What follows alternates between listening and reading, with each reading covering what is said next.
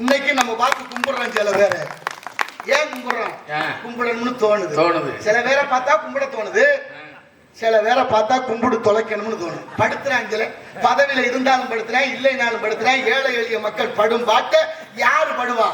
காரியம் ஆகணும்னா அவன் காலில் கூட விழுக தயாரா இருக்கேன். காரியம் ஆனதுக்கு அப்புறம் எட்டி உதைக்கிறானே, நியாயமா? ஆனாலும் எத்தனை தடவை உதவட்டாலும் நம்ம மக்களுக்கு புத்தி வருதா நினைக்கிறீங்களா? அதுவும் வரல. இதனால காவிரி கரை புரண்டு ஓடிச்சு, 2 கரையும் மிதந்து ஓடிச்சு. அங்கங்க தடுப்பணைகளை கட்டினார்கள். காவிரி ஓடி வந்ததுக்கு அப்புறம் கொஞ்சம் நடக்க ஆரம்பிச்சுட்டா. அதனாலதான் கவிஞர் கூட நடந்தாய் வாழி காவேரின்னு பாடினான். அதுக்கப்புறம் இப்ப ஏதாவது கொஞ்சம் கொஞ்சமா உருண்டு வருவானான்னு பார்த்தா அதுவும் வரல. சரி, சொட்டு சொட்டாவது வருமானு பார்த்தா கர்நாடகாவில் நிரம்பிட்டுனா அவன் திறந்து விட்டுறேன், மொத்தமா வந்துள்ளது. அதுவே சில பேருக்கு ஆபத்தா இருக்கு, மண்ணள்ளி விற்க முடியல.